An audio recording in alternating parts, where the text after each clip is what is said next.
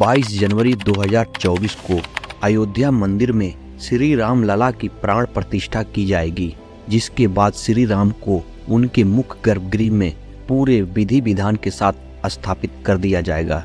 इस खास मौके पर देश विदेश से लाखों की संख्या में श्रद्धालु आने वाले हैं। तो आइए इस वीडियो में हम जानते हैं कि किसी भी मूर्ति की प्राण प्रतिष्ठा क्यों की जाती है और इसकी हिंदू धर्म में क्या मान्यता रही है। लेकिन उससे पहले कमेंट्स में जय श्री राम बोलकर वीडियो को लाइक जरूर कर ले। हिंदू धर्म में किसी भी मंदिर में की जाने वाली भगवान की मूर्ति की प्राण प्रतिष्ठा का बहुत बड़ा महत्व होता है। अगर हम प्राण प्रतिष्ठा के शाब्दिक अर्थ की बात करें तो प्राण का अर्थ जीवन शक्ति होता है और प्रतिष्ठा का अर्थ स्थापना करना होता है। इस प्रकार प्राण प्रतिष्ठा का मतलब किसी जीवन शक्ति को स्थापित करना है।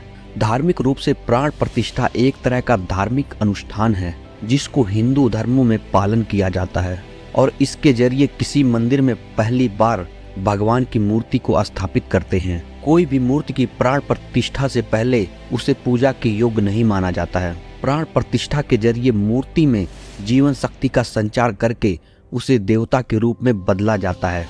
इसके बाद वह मूर्ति पूजा के योग्य बन जाती है।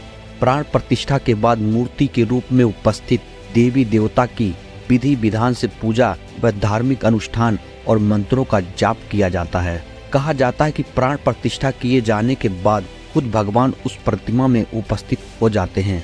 हालांकि प्राण प्रतिष्ठा का अनुष्ठान के लिए सही तिथि और शुभ मुहूर्त का होना अनिवार्य होता है और रामलला के लिए यह शुभ मुहूर्त 22 जनवरी 2024 के दिन का है, क्योंकि बिना मुहूर्त के प्राण प्रतिष्ठा करने से शुभ फल नहीं मिलता है। और हिंदू धर्म में अगर किसी मूर्ति का प्राण प्रतिष्ठा नहीं हुआ है तो उसे पूजा करने योग्य नहीं माना जाता है। तो आइए अब जानते हैं प्राण प्रतिष्ठा करने की क्या क्या प्रक्रिया होती है। प्राण प्रतिष्ठा अनुष्ठान में कई सारी विधियां शामिल होती हैं और इनका पालन किया जाना बहुत जरूरी होता है।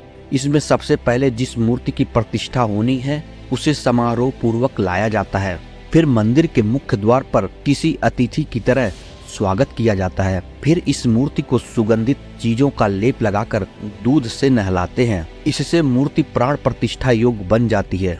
आगे मूर्ति को गर्भगृह में रखकर उसकी विधिवत पूजा की जाती है।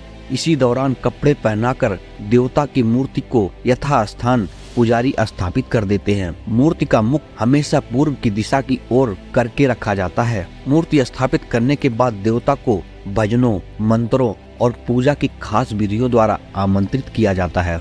इसके बाद सबसे पहले मूर्ति की आंखें खोली जाती हैं। ये प्रक्रिया पूरी होने के बाद फिर मंदिर में उस देवता की मूर्ति की पूजा अर्चना होती है। इस अनुष्ठान को हिंदू मंदिर में जीवन का संचार करने के साथ उसमें दिव्यता और आध्यात्मिकता की दिव्य उपस्थिति लाने वाला माना जाता है।